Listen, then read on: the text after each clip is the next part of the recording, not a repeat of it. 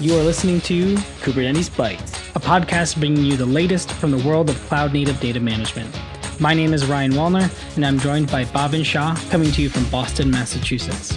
We'll be sharing our thoughts on recent cloud-native news and talking to industry experts about their experiences and challenges managing the wealth of data in today's cloud-native ecosystem.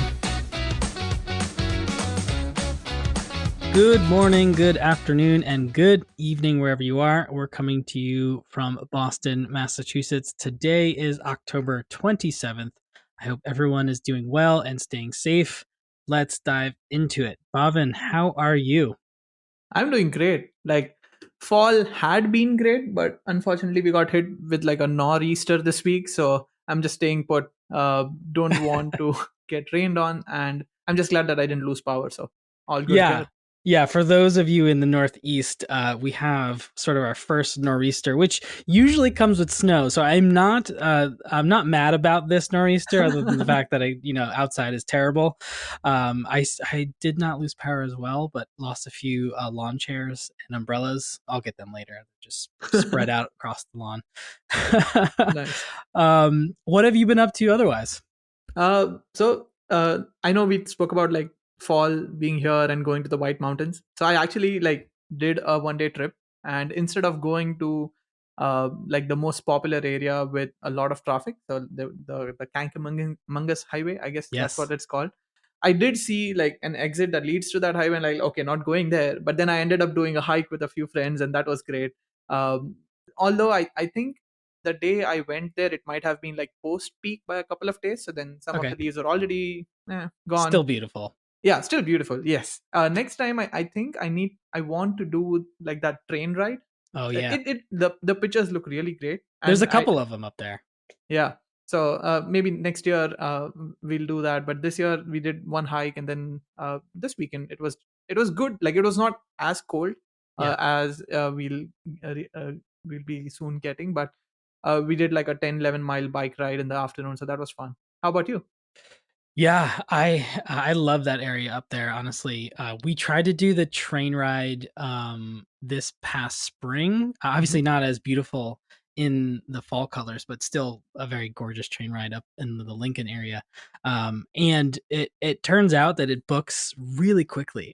Oh, okay, Even in good the point there. spring, and I wasn't expecting it to, and so we put it off actually getting the tickets a little too late, so we didn't get to go. But we'll go probably next spring.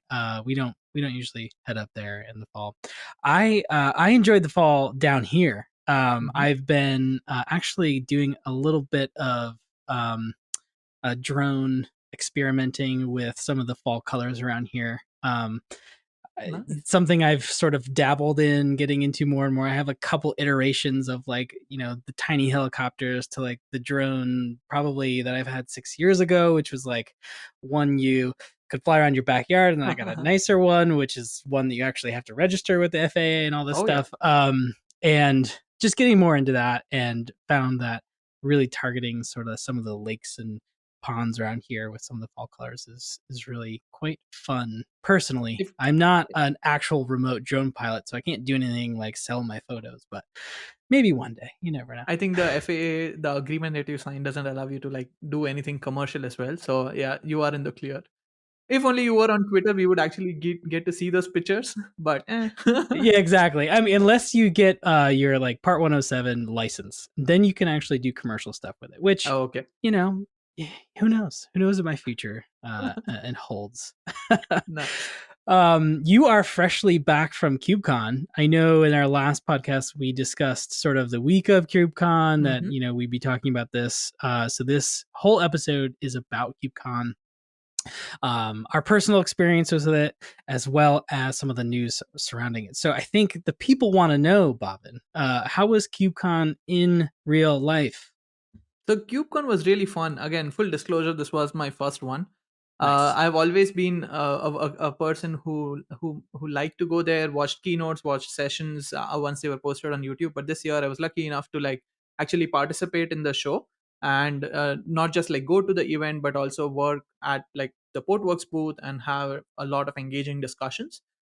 This time, I think one key point was the more focus or more emphasis was on quality rather than quantity. I think we only had 3,300 attendees in person, and that might have been due to like indoor mask mandates, vaccine requirements that they had, and people just not being comfortable traveling right away. But then out of that 3,300, I think close to 2,000 were just vendors. So like it was a really good conference if you just wanted to talk to other vendors and talk about partnerships. But then from a customer perspective, it was a bit sparse. But again, the level of discussions that you have, I've been going to like VMworlds and Microsoft Ignites, and the discussions there and the discussions at KubeCon are completely different, and different personas. Obviously, there are still operators who are figuring out how can they run Kubernetes and what do they do for storage and the enterprise capabilities that they need if they are running containers in Kubernetes. So those are always great discussions.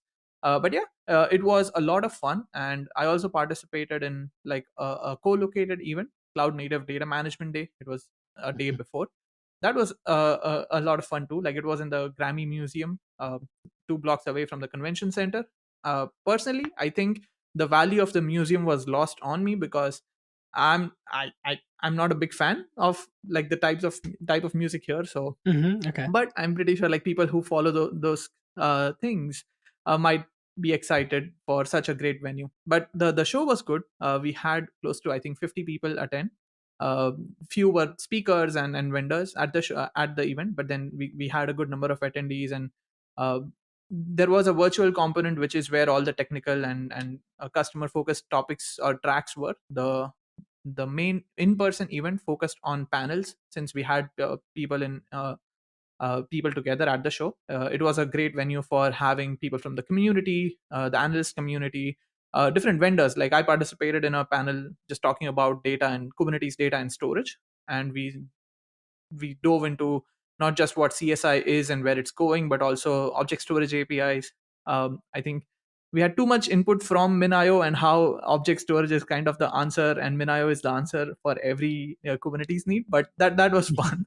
But at the end, I think one of the key takeaways from that panel was uh, we as storage vendors or vendors who provide Kubernetes storage need to start focusing on applications, not just talk about plumbing and what CSI features look like or what APIs are now available. We need to move to that next level of talking about databases and data services, because that's what developers mean when they're talking about storage. They don't mean a LUN or a file share. They mean a Postgres database or a Kafka deployment. So it was a cool event. How about you? Yeah, it's a good point. I know I really like that comment there Mhm. because, as someone who's attended many, I say many, a handful of QCons because there hasn't been that many.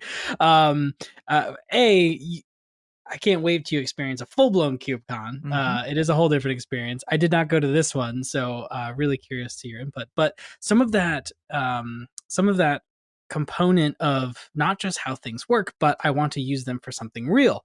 Mhm. Now, I will say at previous KubeCons, it was a lot about how did you get this to work? How does it work? How do you provide this? Right. So hearing you talk about how people are really trying to solve real problems, which I think you have a note in here. We'll talk about more about what that Mhm. really means. I really like that we're getting there in this community. So lots of exciting stuff there, and I'm glad to How hear was you the say that. virtual KubeCon? I know you were going to like participate in that. Yeah, honestly, virtual conferences are hard.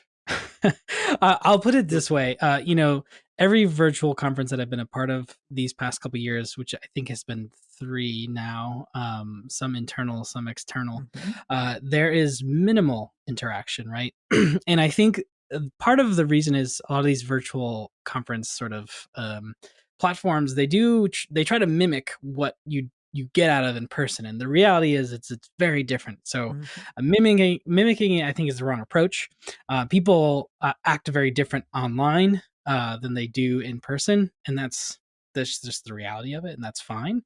But I think we have to design these things in a way that expects that type of interaction instead of trying to mimic the in-person thing. Like one of the things was every booth had the ability to have sessions during certain times, sort of office hours, and they were all at the same time.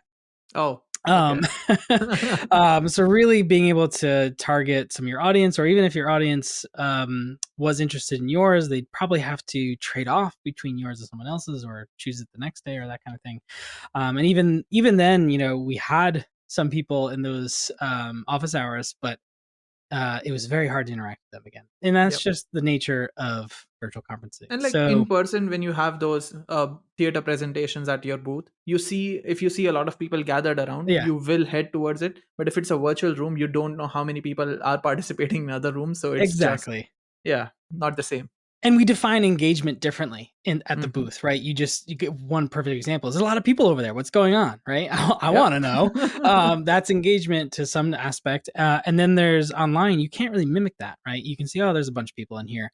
But I think we have to design it differently. Just like Hmm. people are coming to click on links and get free stuff half the time. And they can do that easily online rather than asking you an awkward question at the booth to get your pen. But Yep. yeah. Anyway, I digress. It was good. I'm not knocking it too hard. I think the community was strong still there. Lots of awesome resources, Hmm. and I had a lot of fun. Um, anyway, so for those listening, we do not have a guest today. It's just Bhavin and I. I hope that's okay. Yep. But we're really diving into KubeCon and some of the major highlights. We'll talk about community highlights as well as some of the vendor highlights and news articles that sort of we picked in this community, in this sort of data associated community. So some of the highlights. I noticed that there was a lot around security. So Hmm. before I dive into security or any of the topics there, I think one of the points you just made earlier about people doing real things is we're getting somewhere in the community. I believe you wrote down the term here, crossing the chasm. Explain that a Yeah, little more. that was a very popular theme across different keynote speakers across all 3 days, right? And that was a trend that we even saw on the show floor across different vendors trying to pitch their products. Like it's no longer about just day zero operations. Like, oh, how can I install Kubernetes? Can Mhm. I use kubeadm? What's kops? What other different tools that are available for just installing Kubernetes on bare metal or virtual machines or in the cloud? It was more about operationalizing it. So not just about, okay, how do I monitor and the whole observability stack, but as you said, right, security, that was top of mind for everyone, especially with the hacks and ransomware attacks that we have been having in Mhm. 2021. That was certainly top of mind. And especially if you're dealing with open source, how do you bring those security and open source together?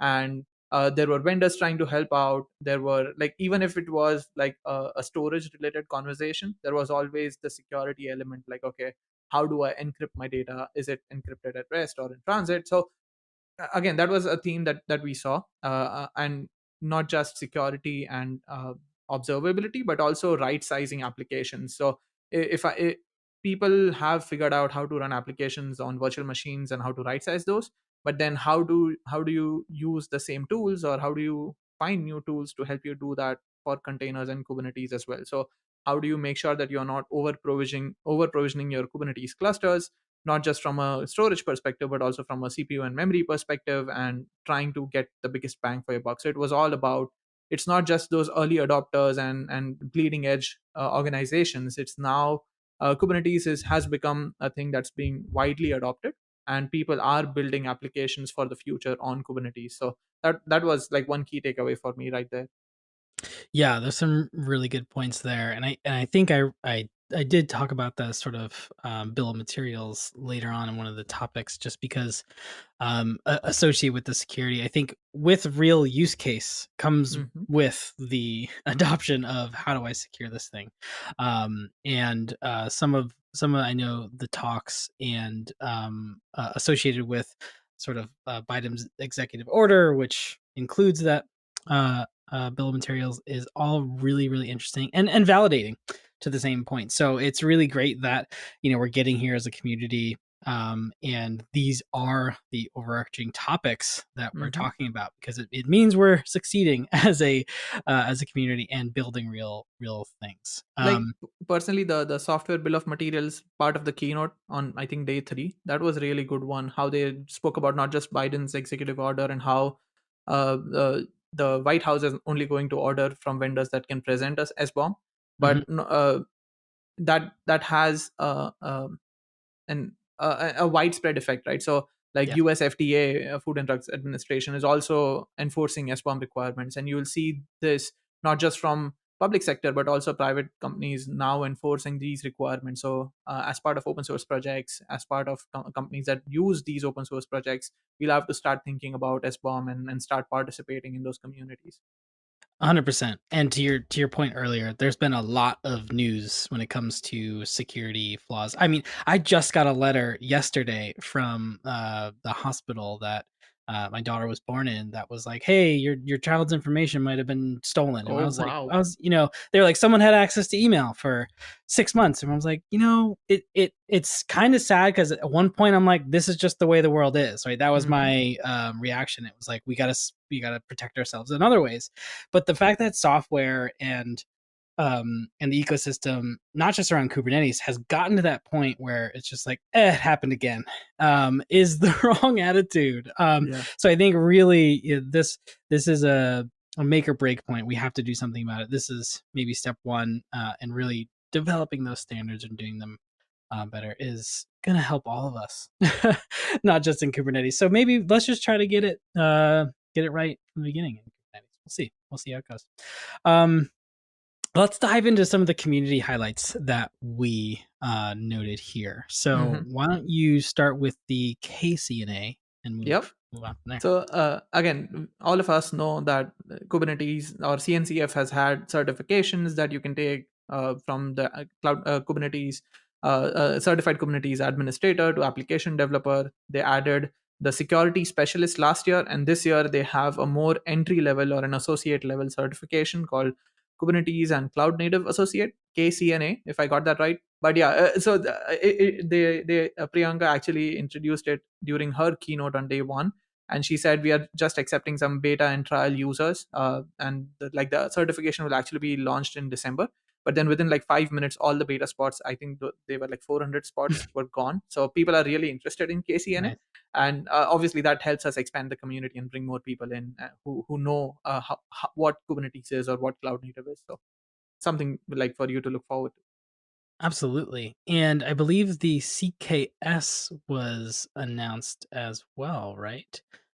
Which is the certified Kubernetes security specialist.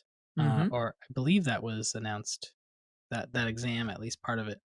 I could be wrong there, but I'm pretty sure it is. And Yep. it's good timing, right? With all the news around security, I think these certifications are going to be key for what the community is trying to do.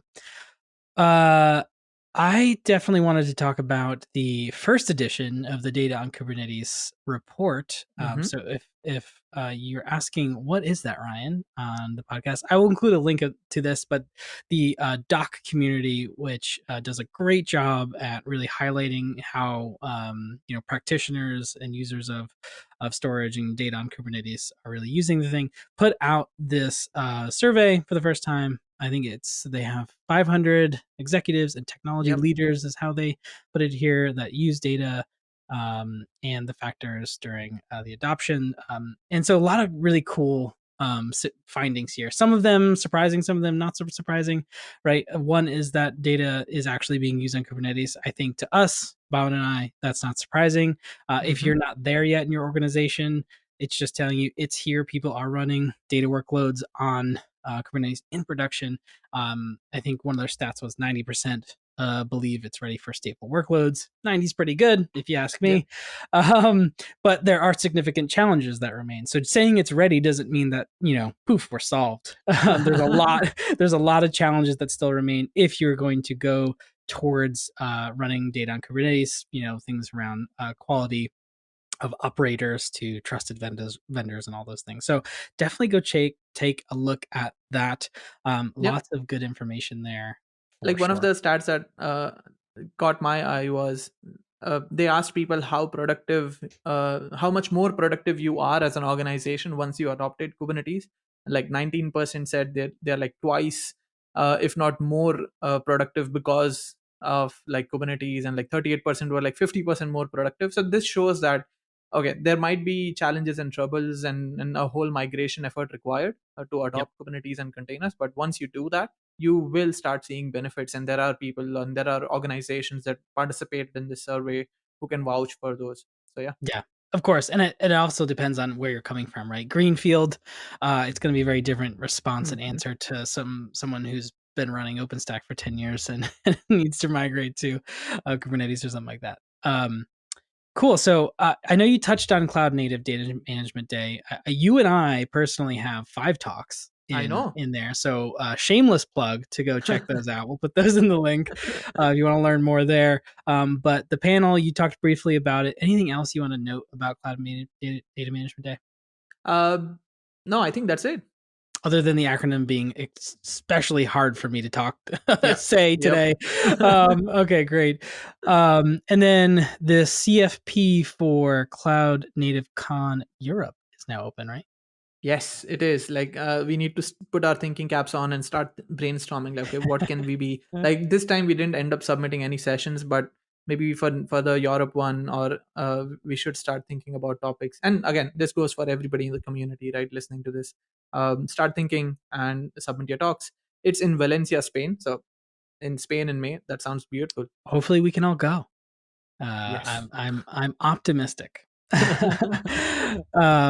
Great. So I think one of the last things I want to talk about before I move on is Xing Yang has a video about what's coming in Kubernetes storage.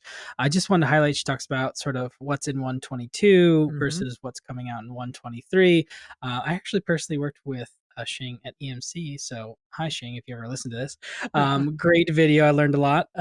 So definitely go take a look at that. Really talks about some of the features that are GAing versus some of the ones that are in beta, and specifically about a lot of the in-tree drivers for a lot of the vendors and clouds like EBS that are being deprecated as of 124. So if you're using storage today in Kubernetes and you're using sort of these in-tree drivers, you want to pay attention, and the various other things.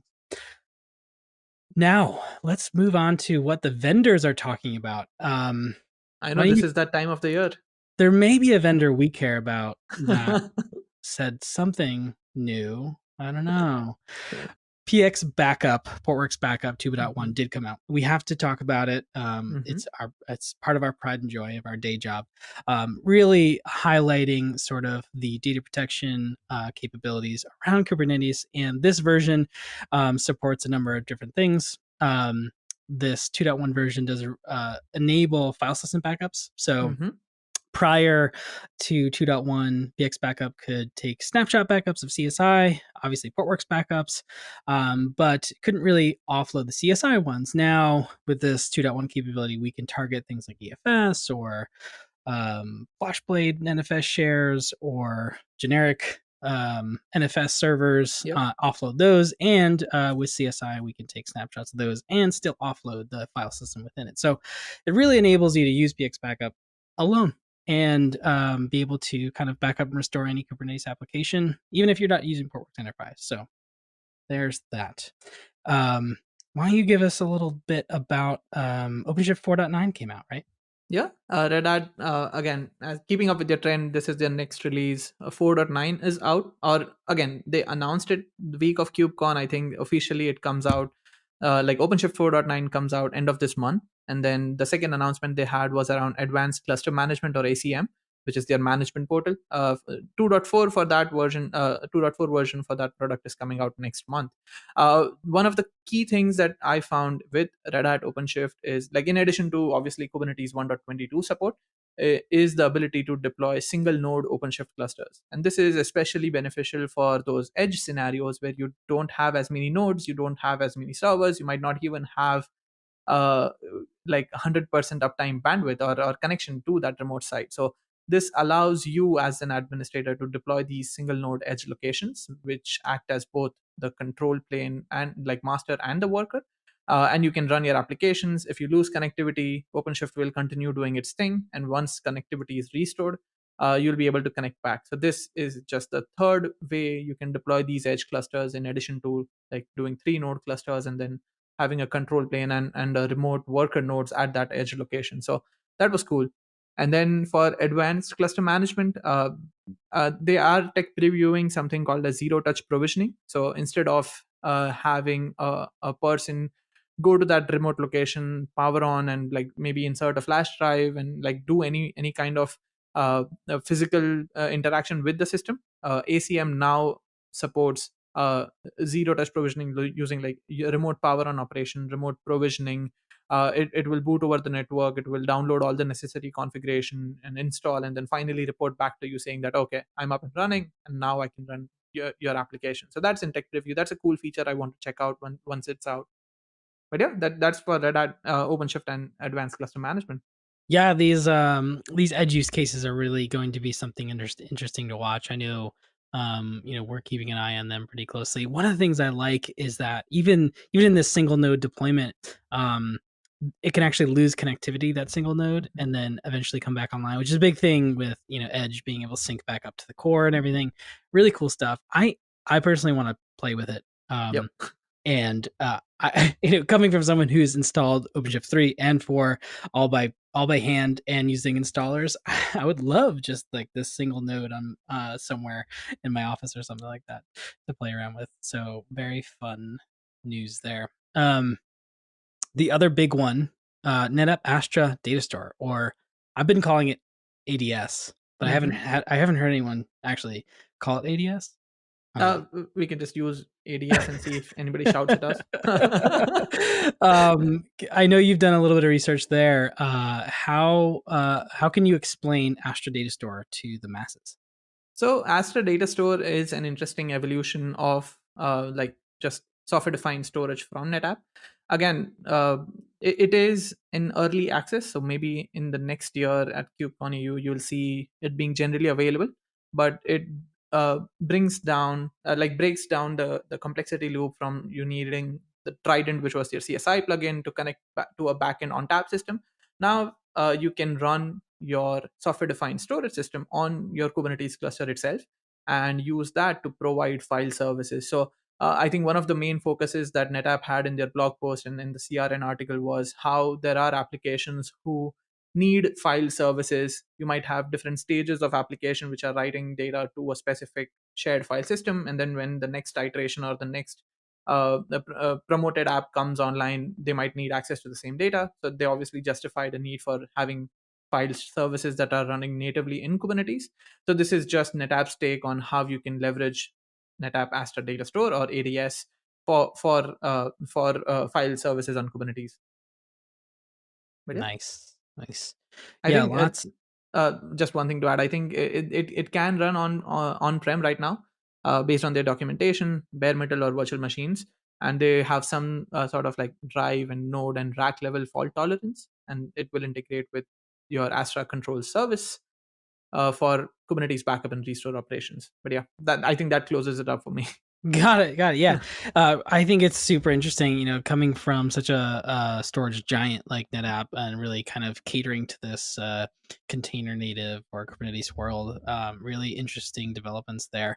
Another one worth mentioning, it did come out, I believe, like a week or two beforehand, but Hmm. Kasten did release their 10. Oh no, No, 4.5.1. 4.5. Yeah, Yes. I don't know why I said their product 10.4.5. is called K10. So I see. There we go. Too many numbers. 4.5.1, lots of cool stuff in there, such as some of the Grafana integrations, new Grafana dashboards. Everybody loves Grafana. I know I Hmm. do. Immutable backups are default. Some of the ransomware stuff, along those lines of security, definitely worth noting. Some of the support for K8S Sandra.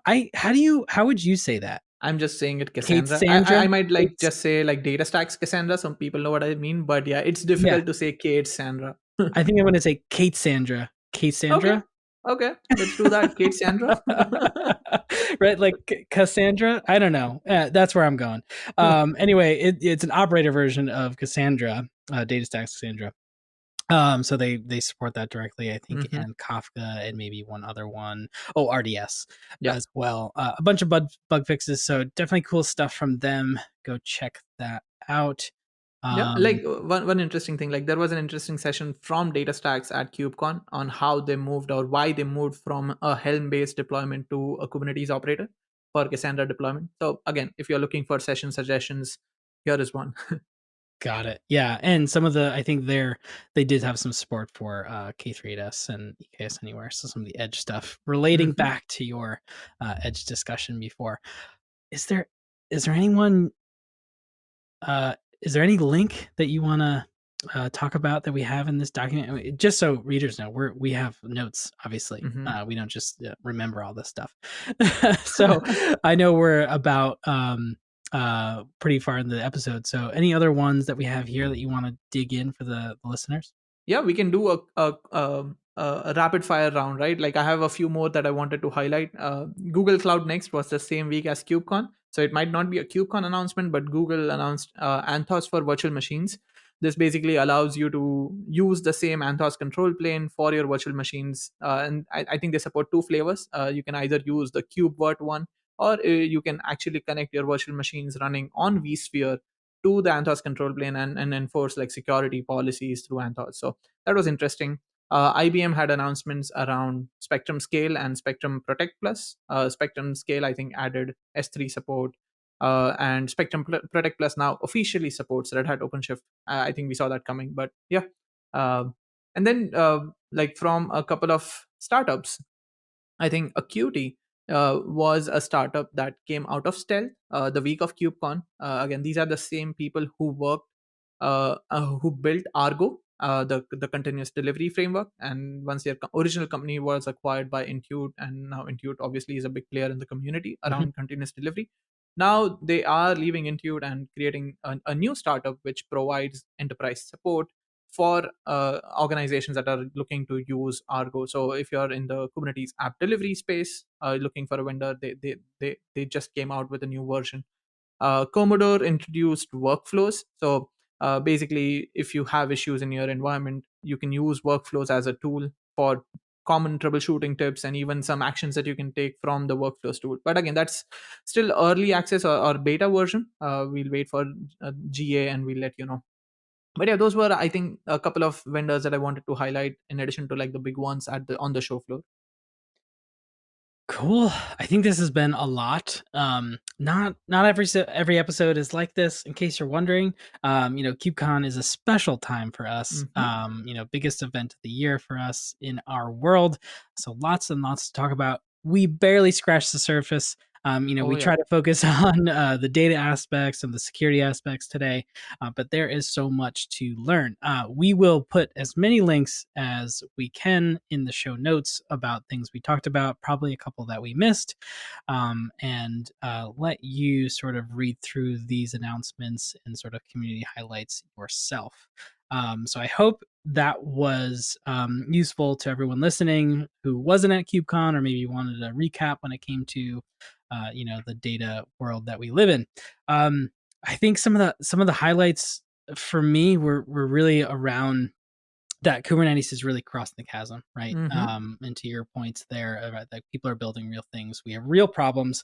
We need to secure these things. And I think that's really validating for me. So that's going to be my like biggest takeaway. How about you? For me, again, this has nothing to do with community. I was just happy to meet everybody at Portworx. Like I joined during COVID, and I'm a remote employee, so meeting my skip level managers and like everybody on the team, the sales team and the marketing team in person was, I had a great time. And I wish we can do more of these in person events. And one of those will be KubeCon EMEA. So I want to meet you there, Ryan. Yes, I hope to be there, and I just hope to meet you soon. I think we have a plan to meet up finally. It's kind of terrible that we haven't yet, but it is the world we live in. Yes. Anyway, so plug for this episode. Please review the episode and or other episodes. You can send us a message through Anchor or review your through your podcast tool and or listening device. Next 2 weeks, we will have a disaster recovery data management topic with Michael Cade from Caston.io. So for those interested in really learning more about the backup space, backup and recovery, disaster recovery space, definitely tune in to next week's episode. Really excited about that one and to meet Michael. Awesome. And like before we close it out, I just want to thank all of our existing listeners. Like we really appreciate you spending 30 minutes, 40 minutes every couple of weeks and listening to us. And even if we don't see any reviews and stars on Apple Podcasts, we are glad and happy with the comments that we receive on Slack and through emails or through Twitter. So we really appreciate everybody listening. Thank you. Thank you for listening to the Kubernetes Bytes podcast.